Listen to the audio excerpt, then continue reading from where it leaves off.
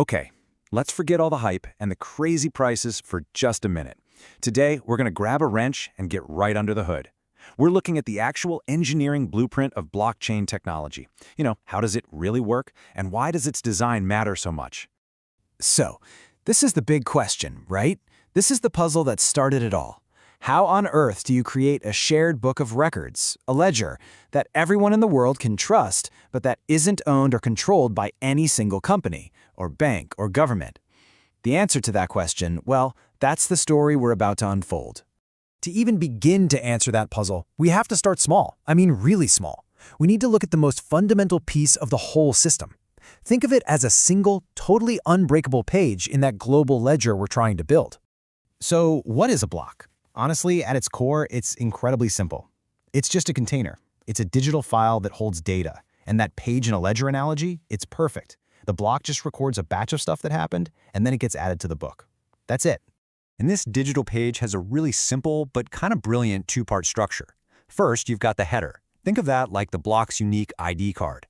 And then you have the body, and that's where all the important information, all the data actually lives.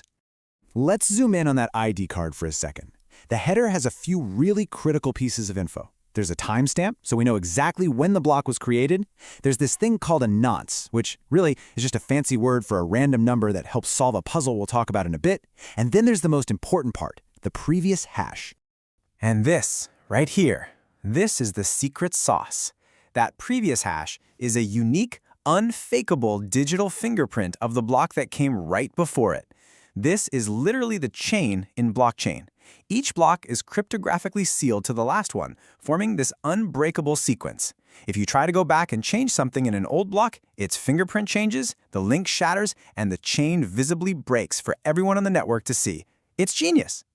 Okay, so if the header is the ID card, the body is where the real action is. It holds the list of all the transactions. But here's where it gets clever.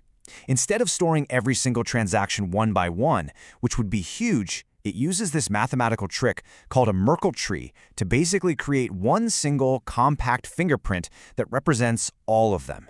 It's a super efficient way to summarize everything that happened in that block. All right, so we've designed this amazing tamper-proof page, and we have a way to chain them all together. Awesome. But that brings us to the next massive problem. In a system with no boss, no one in charge, who gets to decide who writes the next page and adds it to the book? Well, the solution is a concept called consensus. You can think of it like the network's constitution. It's a set of rules that everybody agrees to play by ahead of time.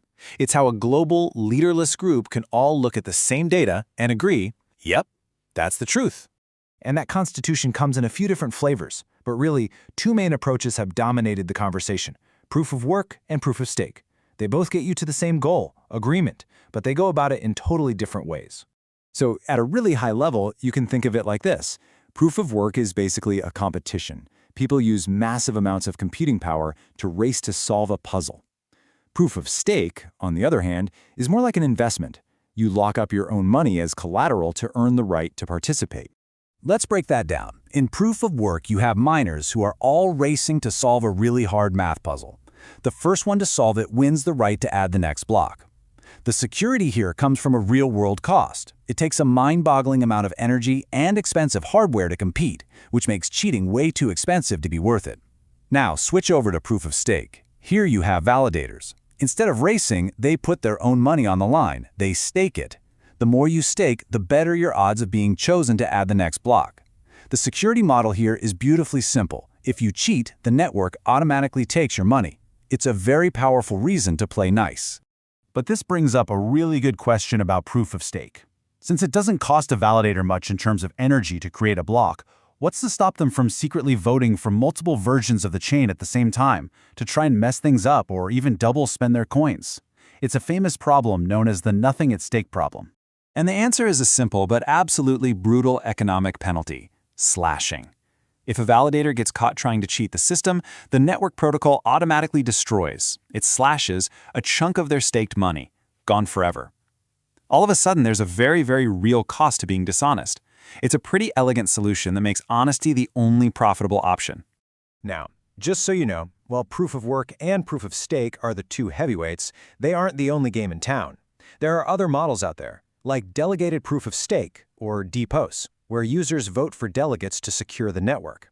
And there's also proof of authority, POA, which is often used for private, corporate blockchains where only a few pre-approved trusted parties are allowed to add blocks.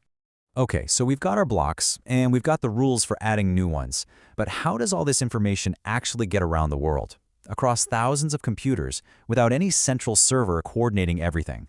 This is where the magic of a peer-to-peer or P2P network comes in.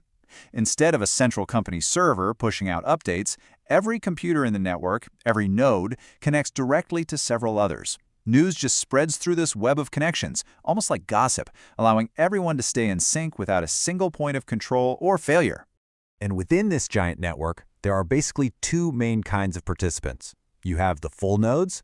Think of these guys as the enforcers. They download the entire history of the blockchain and check every single block and transaction themselves to make sure all the rules are being followed. Then you have light nodes, which is what most of us use. Your mobile crypto wallet? That's probably a light node. It only downloads the block headers, those ID cards, which is just enough info to prove its own transactions are valid without needing to store hundreds of gigabytes of data. So let's just do a quick recap of the whole blueprint. 1. A block is a secure page in our digital ledger. 2. The chain is that crucial hash that links one block to the next, making history impossible to change. 3. Consensus rules like proof of work or proof of stake are how the network agrees on the truth without a boss. And 4. The peer-to-peer network is the communication layer that lets everyone talk to each other and holds the whole thing together. So there you have it. That's the elegant engineering that makes this whole thing possible. That's the technical foundation. But the really big question, the one that truly matters, is this. Now that we have the blueprint for this new kind of trusted network, what are we as a society actually going to build with it?